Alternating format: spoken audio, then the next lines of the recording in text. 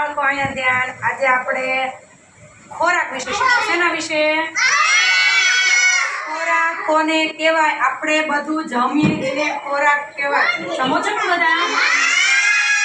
જો અહીંયા બધું કઠોળ, અનાજ બધું અહીંયા મૂકેલું છે ને? બધાને કહીશ આપણે એમાંથી શું જમીએ છીએ, કઈ રીતે ખાઈએ છીએ, બધાને ખબર હશે. ખબર છે ને? આને શું કહેવાય? આને શું કહેવાય? ઘઉંમાંથી શું બને?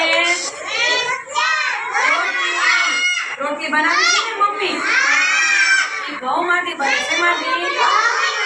આને શું કહેવાય? ચોખા. આપણે દાળ ખાઈએ છીએ ને? આને શું કહેવાય? આને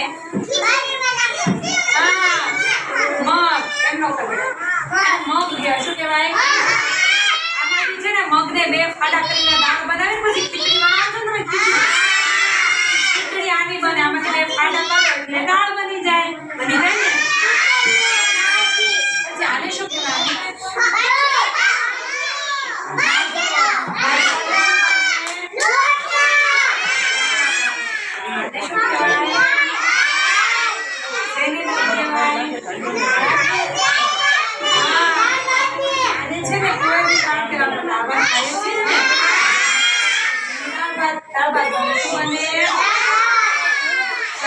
બધાને આવડવું જોઈએ. સારો ખોરાક લેવાનો, પૌષ્ટિક આહાર. બહારનું કોઈ વસ્તુ ખાવી, બહારના પેકેટ કોઈ ખાવાના.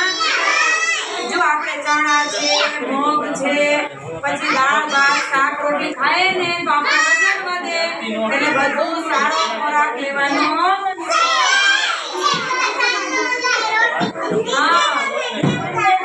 થેપલા બનાવો. થેપલા, રોટલી એવું જ બધું ખાવાનું છે.